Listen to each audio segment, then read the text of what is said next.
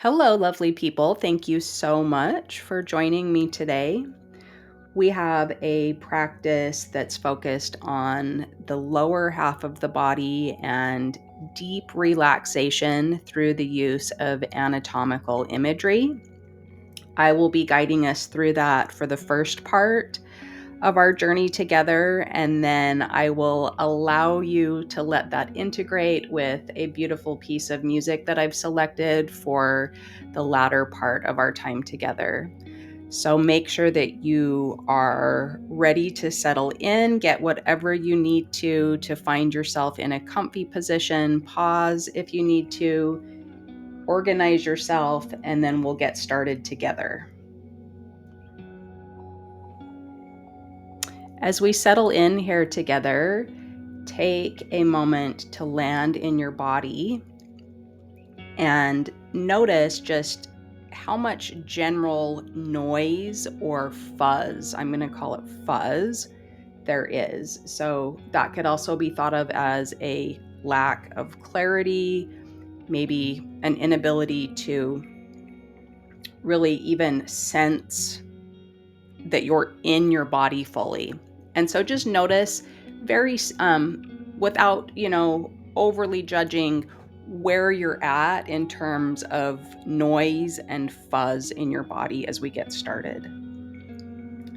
And with that said, I also want you to imagine that you are only a skeleton. So for our purposes today, you're going to just let go of all the soft tissue layers.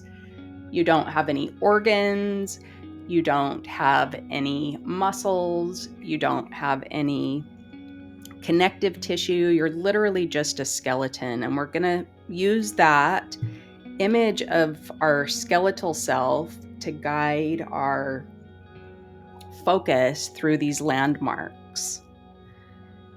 So beginning deep in the pelvis, our pelvis has two pelvic halves.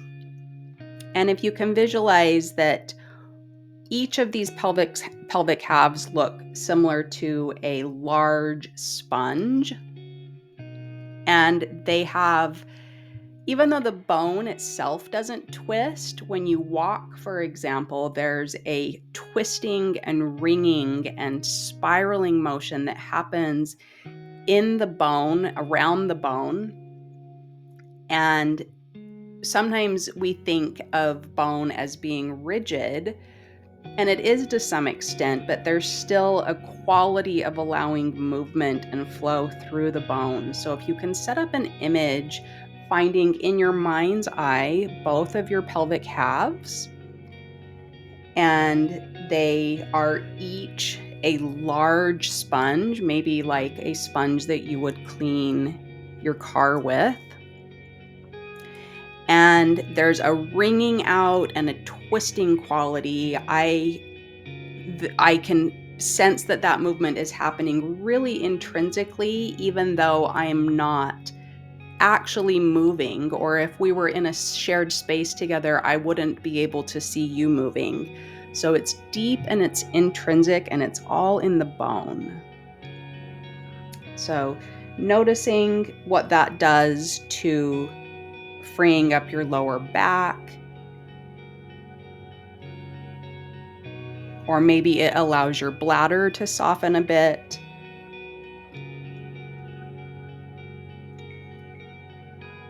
And then going back to just that skeletal image of adding on. So now if you visualize your pubic bone, we're going to set up the landmarks that will orient your pelvic floor through connecting to the skeleton. So visualizing your pubic bone,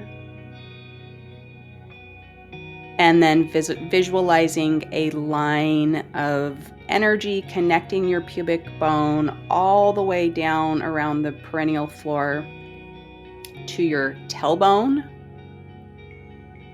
which is the base of your spine. And so that line of energy is quite interesting because your pubic bone is connected to your pelvis, and then your tailbone is connected to your spine. But your pelvis and your spine are not necessarily one and the same, although they work in a bone rhythm together. And that bone rhythm primarily happens at the sacroiliac joints. So now if you can visualize on the back side of those sponges, your pelvic halves, where they would maybe meet up with your sacrum is that triangle-shaped bone that's not just the very tip of the tailbone, but a larger kind of triangle-shaped mass at the bottom of your spine, and then your tailbone sits right at the tip of your sacrum.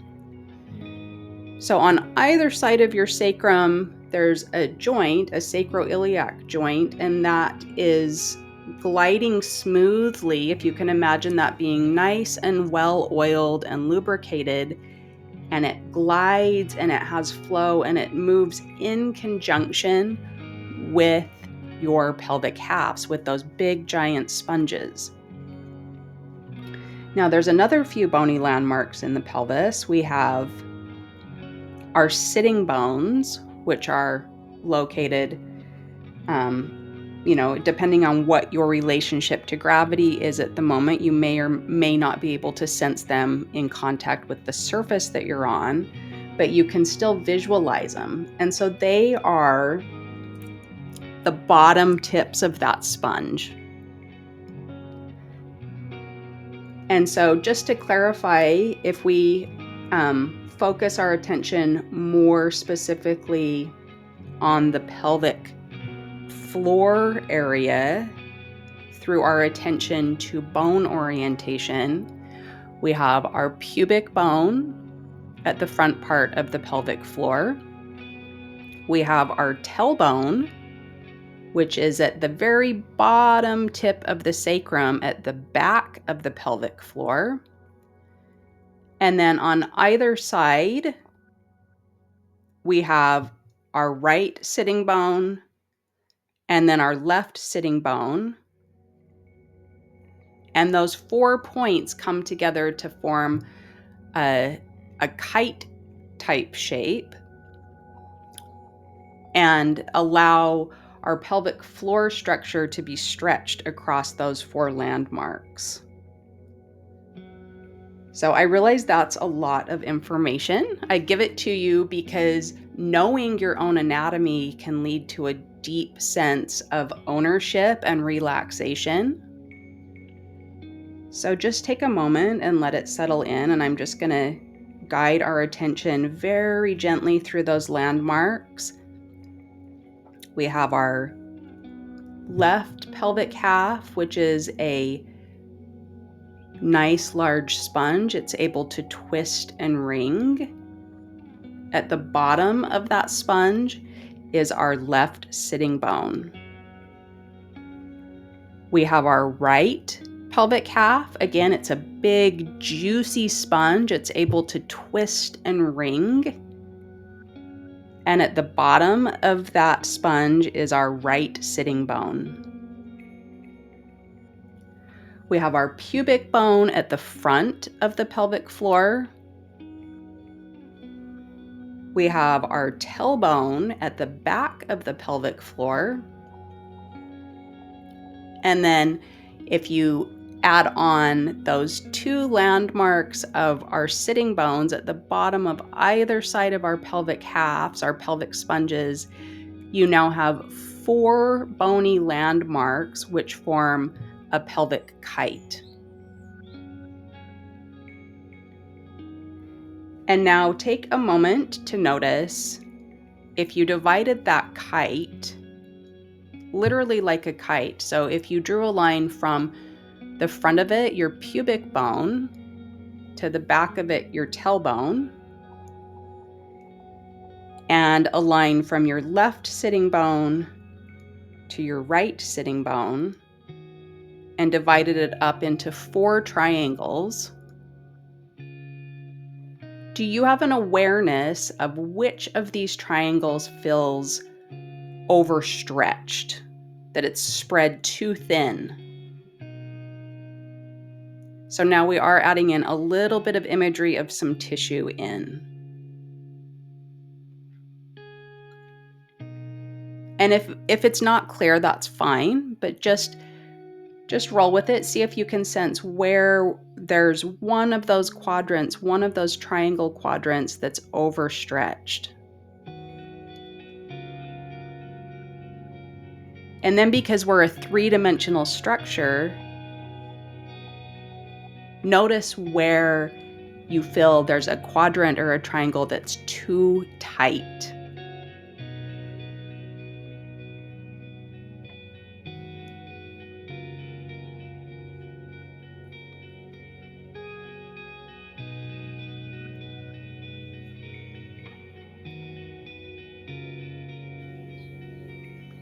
Staying connected to that image of the pelvic kite and allowing the image to expand.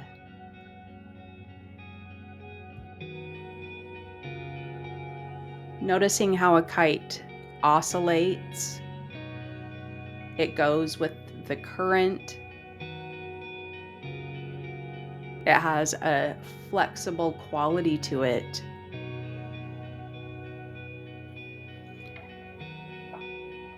Noticing the tail off of the back of the kite coming off of the tailbone.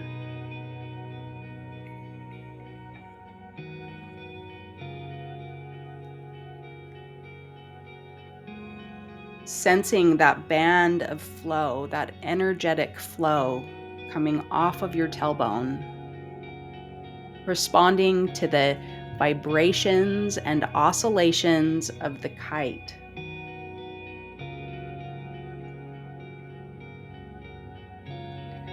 Allowing the airflow to disrupt patterns that are not helpful.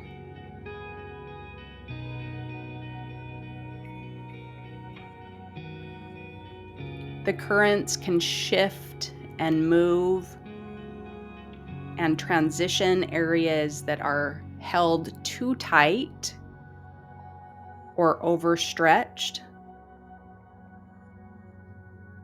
and create balance and ease, elasticity,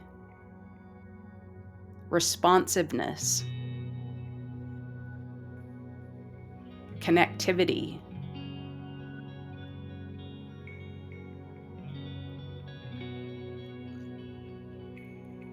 Our pelvic floor does not exist in isolation. It's part of our entire bone rhythm and soft tissue system. It's simply one place we can place our attention to create ease and flow in our system.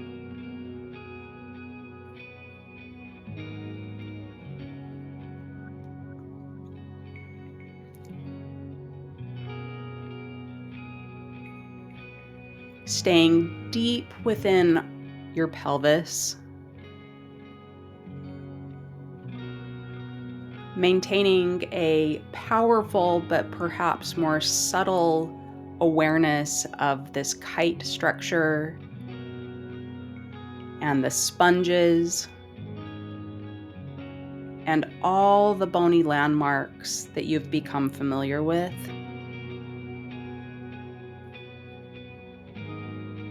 And allowing ease and trusting these connections to integrate.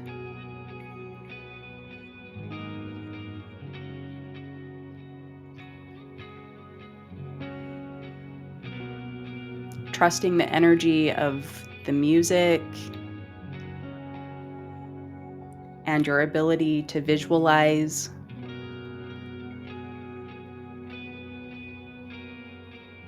And the impact that has on your ability to induce change. Enjoy the journey.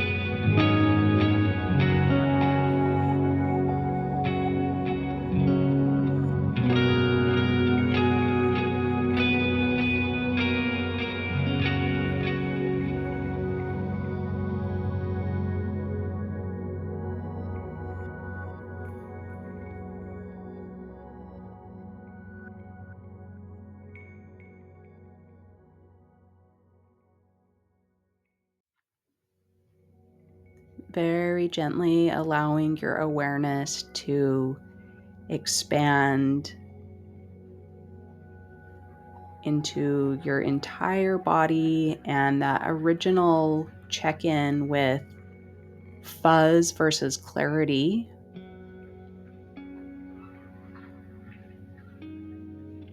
And just noticing where you are now compared to where you were at when we started our journey together today.